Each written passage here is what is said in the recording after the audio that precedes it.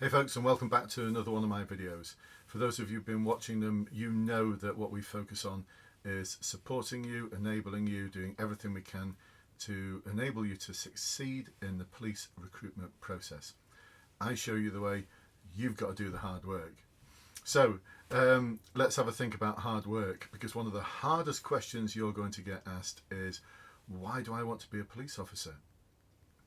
Now, it's a hard one to articulate this because for a lot of you, it's something that you've always had this calling for, apparently.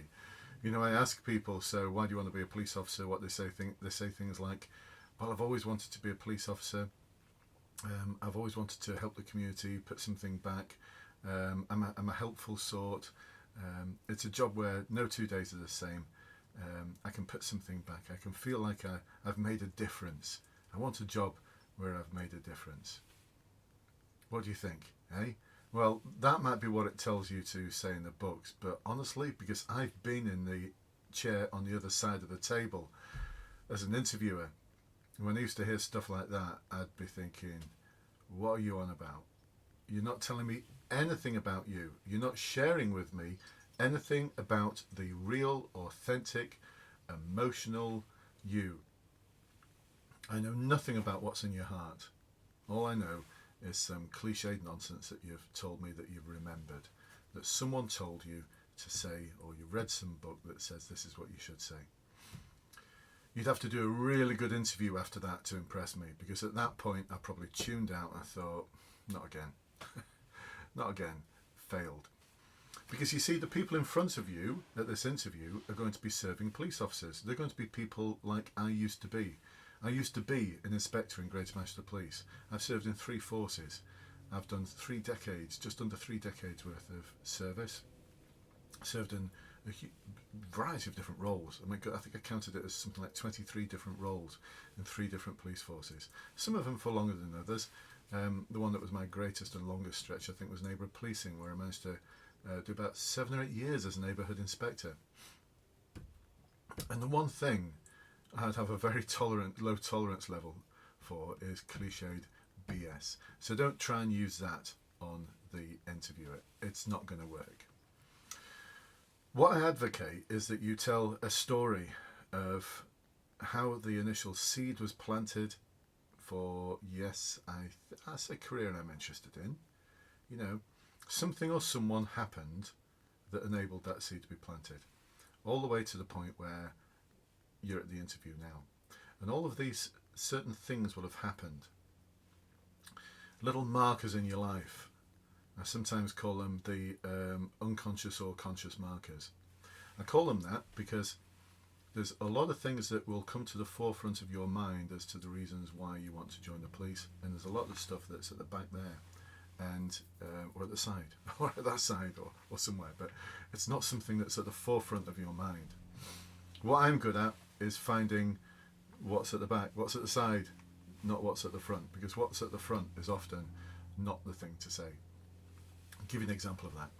So I made some notes on it, so forgive me for looking at the notes, and it's with the permission of the person who has coaching. So just earlier today I was doing some one-to-one coaching for a fantastic candidate, but she focused on developing that story because she'd seen my videos and she thought, I'll develop that story.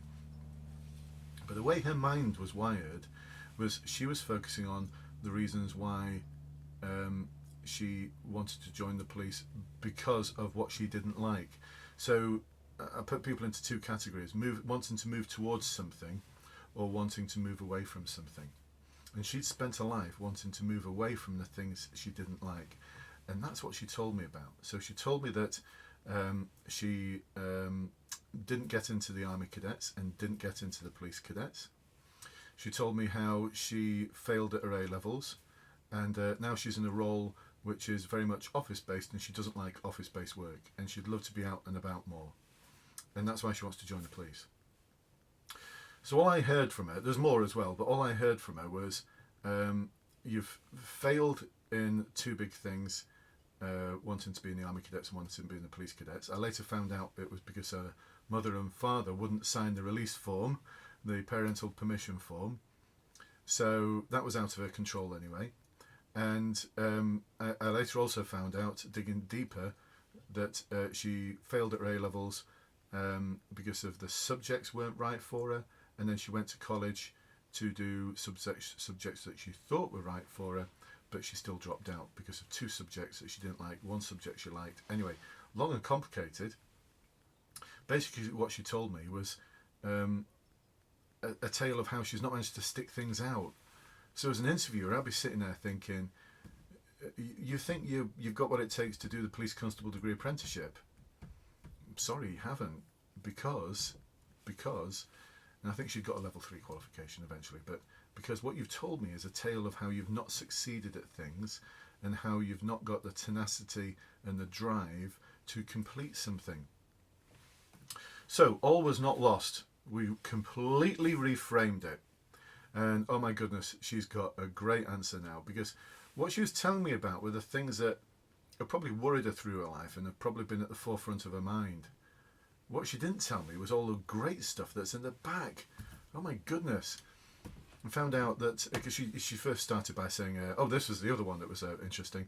I've always wanted to be a police officer. For all my life I've been watching all the cop programmes, all the crime programmes, all the traffic programmes, all the fly on the wall documentaries, and I've really wanted to be like them.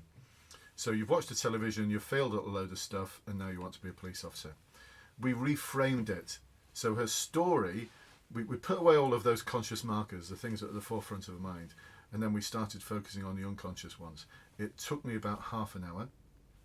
What I do, with their permission, is I'll delve into their past. I'll get them to remember things, and sometimes I'll get them to stop the call, go and speak to one of your loved ones, and then ask them these questions, and then come back. And what invariably happens is something triggers that unconscious mind and brings to the forefront things that are incredibly positive. So once we've finished the coaching, she's got a great narrative now about.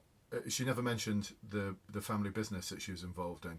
So she found a job that was office-based, but it wasn't enough for her. She wanted to stretch and challenge herself, so she got involved in the family business. That involved serious decision-making. It involved being innovative and creative around the website. It involved looking at various options as to the way forwards in terms of how they present that business. It involved project management to develop a huge building which was part of the business. It involved having a position of responsibility as a license holder for serving alcohol. It involved being able to deal with large events and manage people who got upset about things. Suddenly the narrative is becoming a lot more interesting, and then I dug even deeper and found out that one of her best friend's mothers was a very senior officer in a nearby force, and that was an inspiration for her, but she didn't mention any of that in the first answer because it wasn't there. It was in the back of her unconscious mind. What else did we pluck out? Yeah, there was an inspiring moment in year 6 where, as part of one of their courses, they had a fake court, and she got talking to police officers there. And she also started talking then about, so in my workplace police officers come in and I get chatting to them a lot, and there's 1 or 2 of them who are really inspirational, and this is the reason why.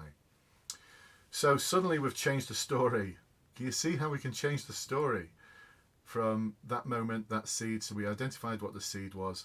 I'm not going to go into too much detail because it might identify it, and I don't want to do that. But it is with her permission, this story.